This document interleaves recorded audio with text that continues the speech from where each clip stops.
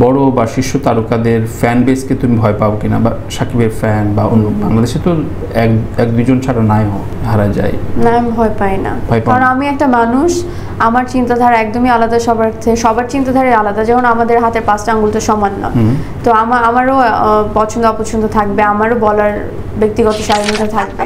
আমারও তানভীর ভাই খুব দুষ্ট আসলে, মানে আমাকে দেখলে অনেক শান্ত মনে হয়, কিন্তু ভিতর ভিতর আমি আসলে অনেক দুষ্ট। আমার যারা হেটার্স আছে, মানে যাদেরকে আমি চিনি না তাদের সম্পর্কে তো আমি বলতে পারবো না, তারা এমনিতেই আমাকে দেখতে পাচ্ছে, আর খুঁজে খুঁজে তো আমার ব্লক করা পসিবল না। হয়তো অনেকেই থাকে না কমেন্ট করছে, আমি দেখছি বাজে কমেন্ট, বা অনেক সময় দেখছিও না, অনেকে হয়তো বলছে, আমার ওটা আসলে আমি দেখে না দেখার, মানে তাদেরকে আমি কখনো ব্লক করি না, সব সময় রেখে দেই। এবং না, কাউকে আমি এখনো অবধি ব্লক করিনি, এরকম প্রচুর আছে আমার লিস্টে, ফ্রেন্ড লিস্টে। আচ্ছা, তুমি এনজয় করো? আমি খুবই এনজয় করি, কারণ আমি চাই যে লাইফে এক একটা পর্যায়ে আমি শাইন করছি, আমার লাইফ কিভাবে কাটছে তারা দেখুক, দেখে আমি ইন্সপায়ার্ড হই। ফার্স্ট ডেট কোন এলাকায় করেছিলে? ডেট প্রথম ডেট উত্তরা। একটা তারিখ বলো, যে তারিখ তুমি ভুলবা না। যে তারিখ আমি কখনোই ভুলবো না, কারণটা সব বলো। হ্যাঁ, ব্রেকআপের ডেটটা বলো। এত সিলি ব্যাপার মনে রাখি না আমি।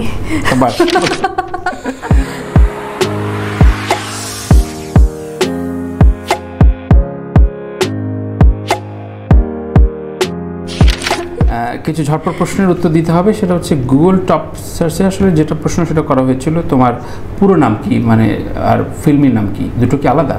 না না, পুরো নাম মন্দিরা চক্রবর্তী। এটাই পাসপোর্টে? এটাই। তোমার প্রথম বয়ফ্রেন্ডের আদ্যক্ষর কি? প্রথম বয়ফ্রেন্ডের আদ্যক্ষর প্রথম অক্ষর কি? আর। আচ্ছা, হ্যাঁ। বাবা এবং মায়ের নামটা? মার নাম হচ্ছে শুক্লা চক্রবর্তী, আর বাবার নাম হচ্ছে পান্নালাল চক্রবর্তী। আচ্ছা, তুমি রেগুলার কখন ঘুমাও? এটার টাইম বলা, মানে আমি নিজেই বলতে পারবো না। আচ্ছা আচ্ছা, মানে কাজ থাকলে 11টায় ঘুমায় পড়ি, কাজ না থাকলে 2-3টা বেজে যায় এরকম। আচ্ছা আচ্ছা, বড় বা শীর্ষ তারকাদের ফ্যান বেসকে তুমি ভয় পাও কিনা, বা সাকিবের ফ্যান বা অন্য বাংলাদেশে তো এক দুজন ছাড়া নাই সো তাদের ফ্যান বেসকে তুমি ভয় পাও কিনা? না, ভয় পাই না। মোচাকে ঢিল দিলে আমি যদি হারা যাই? না, আমি ভয় পাই না, কারণ আমি একটা মানুষ, আমার চিন্তাধারা একদমই আলাদা সবার থেকে, সবার চিন্তাধারা আলাদা। যেমন আমাদের হাতের 5টা আঙ্গুল তো সমান না, তো আমারও পছন্দ অপছন্দ থাকবে, আমারও বলার ব্যক্তিগত স্বাধীনতা থাকবে। সো এখানে মানে ওরকম ভাবে আমি কাউকে ভয় পাই না। রাইট। তোমার কাছে তুমি সাকিবের নায়িকা হলে অন্য ছোটখাটো অফার ফেলে দিয়ে তুমি নায়িকা হওয়ার জন্য প্রস্তুত কিনা? ছোটখাটো অফার ফেলে দেবো মানে বুঝতে পারিনি। আপকামিং 2-3টা ছবি একই ডেটে তোমার সাকিবের ছবি অফার আসলো, তুমি না করবা কিনা? এখন যদি আমি কোনো সিনেমায় চুক্তিবদ্ধ হয়ে যাই তাহলে অবশ্যই আমি ওদেরটাই করব, কারণ আমি কমিটমেন্ট দিয়ে ফেলেছি। সেটা যেই দরের ছবি হোক? হ্যাঁ, কারণ আমি কমিটমেন্ট ব্রেক করি না এর মধ্যে, মানে এটা খুব কম। আচ্ছা, সোশ্যাল মিডিয়ায় কতক্ষণ দেওয়া হয় সময়? ফ্রি থাকলে বেশ টাইম। আচ্ছা, তুমি অনলাইন না অফলাইন শপিং এ মানে প্রেফার করো? অফলাইন। আচ্ছা, বিজনেসটা অনলাইন করছো। হেটার্সদের আসলে তুমি কিভাবে নার্সিং করো? ব্লক করে দাও নাকি বলো, অ্যান্সার দাও মাঝে মাঝে? আমার যারা হেটার্স, আমরা তানভীর ভাই খুব দুষ্ট আসলে, মানে আমাকে দেখলে অনেক শান্ত মনে হয়, কিন্তু ভিতর ভিতর আমি আসলে অনেক দুষ্ট। আমার যারা হেটার্স আছে, মানে যাদেরকে আমি চিনি না তাদের সম্পর্কে তো আমি বলতে পারবো না, তারা এমনিতেই আমাকে দেখতে পাচ্ছে, আর খুঁজে খুঁজে তো আমার ব্লক করা পসিবল না। হয়তো অনেকেই থাকে না কমেন্ট করছে, আমি দেখছি বাজে কমেন্ট, বা অনেক সময় দেখছিও না, অনেকে হয়তো বলছে, আমার ওটা আসলে আমি দেখে না দেখার, মানে তার একটা ওপিনিয়ন সে দিতেই পারে, কারণ 20 কোটি মানুষ যে আমাকেই পছন্দ করবে তার কোনো মানে নেই। প্রত্যেকের একটা মন্তব্য করতেই পারে, সো এটা হতেই পারে, এটা আমি একদমই মাথায় নিই না। আর যারা আমি জানি যে এই মানুষটা আমাকে পছন্দ করে না বা দেখতে পারছে না, বা আমাকে নিয়ে পিছনে খুব বাজে বাজে মন্তব্য করছে, কিন্তু তারপরে সে আমার ফেসবুকে আছে বা ইনস্টাগ্রামে আছে, হোয়াটএভার, তাদেরকে আমি কখনো ব্লক করি না, সব সময় রেখে দেই। এবং না, কাউকে আমি এখনো অবধি ব্লক করিনি, এরকম প্রচুর আছে আমার লিস্টে, ফ্রেন্ড লিস্টে। আচ্ছা, তুমি এনজয় করো? আমি খুবই এনজয় করি, কারণ আমি চাই যে লাইফে এক একটা পর্যায়ে আমি শাইন করছি, আমার লাইফ কিভাবে কাটছে তারা দেখুক, দেখে আর ইন্সপায়ার্ড হোক। জলুক। প্রতি মাসে আসলে কতজন ব্লক করা হয় তোমাকে? আমি তো কাউকে ব্লক করি না। কাউকে ব্লক করো না, এটা স্টেটমেন্ট। আচ্ছা, খুব পছন্দের জায়গা কোনটা, বাংলাদেশে এবং দেশের বাইরে? বাংলাদেশের মধ্যে কক্সবাজার সমুদ্র আমার আসলে ভীষণ পরিমাণে পছন্দ। ওকে, সমুদ্রে চলে যাই। আর বাংলাদেশের বাইরে হলে ব্যাংকক আর কলকাতা। ফার্স্ট ডেট কোন এলাকায় করেছিলে? ডেট প্রথম ডেট উত্তরা। আচ্ছা, তোমার বাসা গুলশানে, উত্তরা সেফ জায়গা মনে হচ্ছে। কারণ উত্তরা আমার ভার্সিটি ছিল, প্লাস আমি উত্তরাতে অনেক বছর ছোটবেলা থেকেই তো। রাইট। তুমি বাবা মা তোমাকে মানে অন্য কোন নামে ডাকে? এটা কি বলে দেওয়া উচিত? এটা ভালোবাসার একটা। আমার ডাক নাম হচ্ছে পূজা। আচ্ছা, সো বাড়ির লোকে আমাকে পূজা বলে ডাকে। আর আরেকটা নামে ডাকে, ওটা বলতে চাই না। ওকে। তুমি ইমোশনাল না প্র্যাকটিক্যাল? দুটোই, সিচুয়েশনে ডিপেন্ড করে অ্যাকচুয়ালি। রেশিও কোনটা বেশি? প্র্যাকটিক্যাল বেশি। ঠিক, ওরকম মনে হয়। একটা তারিখ বলো যে তারিখ তুমি ভুলবা না। যেই তারিখ আমি কখনোই ভুলবো না। কারণটা সব বলো। হ্যাঁ, ব্রেকআপের ডেটটা বলো। এত সিলি ব্যাপার মনে রাখি না আমি। আমার ওভাবে তো তারিখ বলতে পারবো না, মনে নেই আসলে। আমার কাছে স্পেশাল ডে হচ্ছে দুটো। একটা হচ্ছে আমার জন্মদিন 31 অগস্ট, আরেকটা হচ্ছে 4 অক্টোবর। মেবি অক্টোবর তো মাস্ট, আমি হয়তো তারিখটা ঠিক বলছি কিনা আমার জানি। কারণ যখন আমি নাচে চ্যানেল আই থেকে বের হয়েছিলাম, ওই দিন গ্র্যান্ড ফিনালে ছিল। তো ওই দিনটা আমি আসলে কখনোই ভুলতে চাই না, ওটা আমার লাইফের বেস্ট। কোন প্রতিভা আছে যা করে এক্সপ্লোর করনি, কাউকে বলনি, গোপন একটা প্রতিভার কথা বলে যাও আজকে? পেইন্টিং। কোন মাধ্যমে তুমি আঁকতে চাও? কি মানে অয়েল আর ওয়াটার কালার, পেন্সিল? সব রকম। আচ্ছা, তোমার এই পর্যন্ত দেখা বেস্ট টিভি শো কোনটা, মানে দেশি বিদেশি, যেটা তুমি মানে রিকমেন্ড করতে পারো, এটা দেখেন সময় শুরু হবে উচিত? এটা তো খুব টাফ কোয়েশ্চেন ফেলে দিলেন, কারণ অনেক ভালোই তো আছে। এখন কোনটা মনে পড়ছে বলো?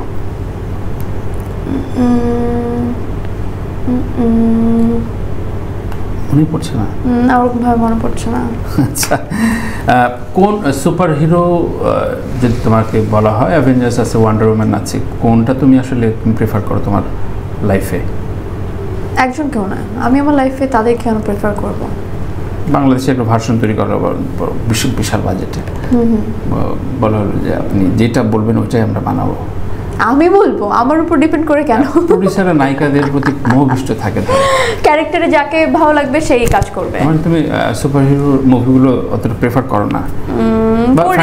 অতটা না অ্যাকচুয়ালি। এমনি তুমি কতটা অকপট, ধরো কোনো কিছু ভালো লাগে না, বা বয়ফ্রেন্ড একটা অন্য কালার শার্ট পরে এসেছে কিন্তু ও মন খারাপ হবে, তুমি বলো না? এরকম কি? একদমই না, স্ট্রেট বলে দাও। বলে দিই না, আমার তো সব কালারই ওকে ভালো লাগে। আচ্ছা, রাগ হয় কোন কারণে মন্দিরা? রাগ হয় কোন কারণে? কেউ যদি মিথ্যা কথা বলে, আমি এটা একদমই টলারেট করতে পারি না। Very common answer. তোমার খুশি করার তোমার উপায় কি সহজে? খুশি কর আমাকে খুশি করার একটাই উপায়, ভালো ব্যবহারটাই। আমি মানুষের কাছ থেকে ভালো ব্যবহারটাই আশা করি। আর এতটুকুই বলবো যে আমি মন্দিরা চক্রবর্তী এখনও অবধি আমার মা বাবা যতটুকু আমাকে শিখিয়েছে এবং আমার নলেজ যতটুকু বলে, আমি মানুষের উপকার করা ছাড়া কারোর ক্ষতি করার আমার চিন্তাভাবনা এখনো অবধি আসেনি। আর আমার মা বাবা তো দেখেছে ওইভাবেই, আসলে আমার হয়তো এইভাবেই বড় হয়ে ছোটোবেলা থেকে যেভাবে দেখেছি মা বাবা যেই পরিমাণে মানুষকে হেল্প করে যে কোনো বিষয়ে হোক, তো ওভাবেই আসলে আমার টেন্ডেন্সিটাও হয়তো ক্রিয়েট হয়েছে। সো এটা কেন বলছি আসলে, কারণ কিছু মানুষ আমি জেনেছি যে পিছন থেকে আমার খুব আমার পিছনে আমার অপকার করার চিন্তা ভাবনা নিয়ে বসে আছে অর সামথিং লাইক দ্যাট। কিন্তু আমি তাদেরকে বলবো যে তারা যদি আমার কাছ থেকে কিছু চায়, যে কোনো জিনিস হেল্পের জন্য আর সামথিং, যে কোনো জিনিস আমার কাছে এসে নির্দ্বিধায় বলতে পারে। আমি আমার যতটুকু ক্ষমতায় থাকে আমি অবশ্যই তাদেরকে হেল্প করব, কিন্তু আমি কারো ক্ষতি করি না। আর আমি বলবো যে আমার কেউ ক্ষতি করার চেষ্টাও করবেন না প্লিজ। তো নেক্সট 10 বছর পরে এমপি ইলেকশন করলে তখন দেখা যাবে। এখন এমপি ইলেকশন ইচ্ছা অভিপ্রায় আছে, মানে দেশ নেত্রী সাদা কালো পোস্টারে? হ্যাঁ, এটার একটু ইচ্ছা আছে আমার। গুড। তোমার ধরো তুমি অবশ্যই অনেক তরুণের ক্রাশ বা হয়ে গেছো, তোমাকে কোনটা বেশি প্রেস করে? তোমার চোখ সুন্দর, হাসি সুন্দর, মানে কমন কোনটা তোমার? কোনটা চোখ সুন্দর বলে? এটা প্রচুর শুনেছে না?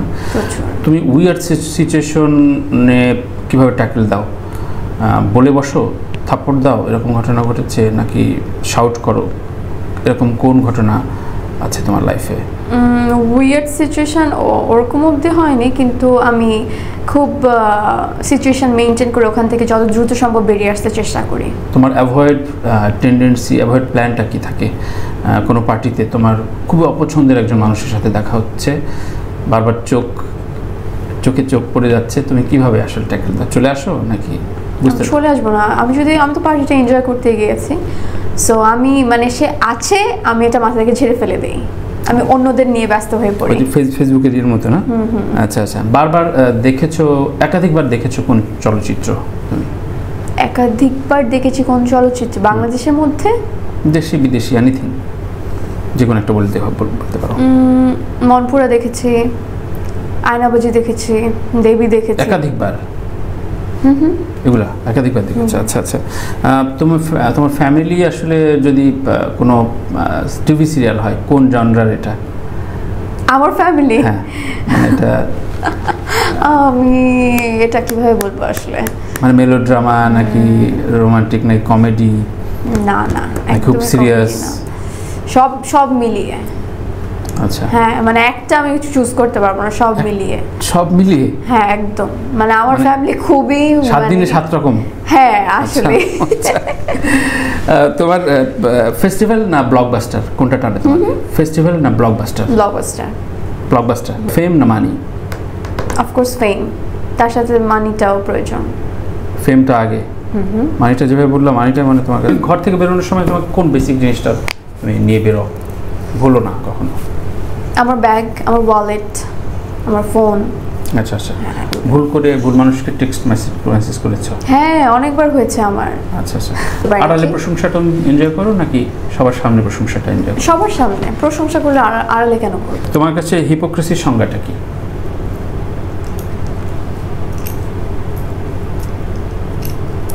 এটাকে কি বলবো আমি আসলে, আপাতত মাথায় আসছে না। তোমার লাইফে 4 জন ব্যক্তির নাম বলতে হবে, বাবা মা ছাড়া, তোমার বন্ধু, অনেক দিনের পরিচয়, বা যাদের আসলে তুমি তোমার লাইফে খুব অঙ্গাঙ্গিভাবে জড়িত। তোমার বয়ফ্রেন্ডের নামও বলতে পারো, বাট বাবা মা ছাড়া 4 জনের নাম বলো। মানে বলতেই হবে? হ্যাঁ, এটা আমরা মাইন্ড গেম, এটা স্কিপ করা যায় না। মানে আমার লাইফে খুব গুরুত্বপূর্ণ 4 জন ব্যক্তি। বাবা মা তো অবশ্যই, বাবা মাকে স্কিপ করছি, বাবা মার বাইরে বলো। আমার অনেকে আছে আসলে, 4 জন তো 4 জন বলো আজকে। 4 জনের বেশি আপনার? আচ্ছা, 4 জনের মধ্যে আমার বড় 2 ভাই। নাম বলো একটু, নাম বলো। বড় 2 ভাই হচ্ছে সৌরভ চক্রবর্তী এন্ড আবির চক্রবর্তী। আবির? হ্যাঁ। সৌরভ এন্ড আবির গেল, হ্যাঁ। তারপরে হচ্ছে আমার কাজিন সার্সি। আচ্ছা, সার্সি। আর তারপর হচ্ছে আমার বেস্ট ফ্রেন্ড, না এটা আমার বেস্ট ফ্রেন্ড। আচ্ছা। বেস্ট ফ্রেন্ড হচ্ছে, ওর নাম হচ্ছে রাসেল। আচ্ছা, মেয়ে পেলাম না। আচ্ছা, সৌরভ, আবির, সার্সি, রাসেল। আচ্ছা, গেমটা আসলে এখন ধরো ব্ল্যাকবোর্ডের নাম লেখা আছে, একটা একটা করে মুছে আমরা চলে যাবো, আজকে সেটা শেষ করবো। মুছে চলে যাবো? হ্যাঁ, মানে একটা একটা করে সিরিয়ালি, সৌরভ, আবির, সার্সি, রাসেল। প্রথমে কাকে মুছবা? মুছতে হবে কেন? এটাই গেমসের নিয়ম। আমি কাউকে মুছবো না। তুমি বলেছো তুমি প্র্যাকটিক্যাল। ইমোশনালদের আমি ছেড়ে দিই, বাট তুমি বলেছো তুমি প্র্যাকটিক্যাল। মুছবো হচ্ছে আমার 2 ভাইকে। 2 ভাইকে? কাকে আগে, সৌরভ না আবিরকে? যে কোনো একজনকে, আপনার ইচ্ছা এটা। আচ্ছা, 2 ভাইকে মুছবে। সার্সি আর রাসেল আছে, হ্যাঁ। কাকে রাখবা? কাকে রাখবো আপাতত রাসেলকে রাখি। আপাতত মানে রাসেল এখন তোমার সবচেয়ে বেশি গোপন জানে না? গোপন জানে না, ও আসলে আমার বেস্ট ফ্রেন্ড। কারণ ও আসলে কি বলবো, বেস্ট ফ্রেন্ড বলতে গেলে ভাইয়ের মতো, বন্ধুর মতো, বোনের মতো, সব কিছু মিলিয়ে আসলে।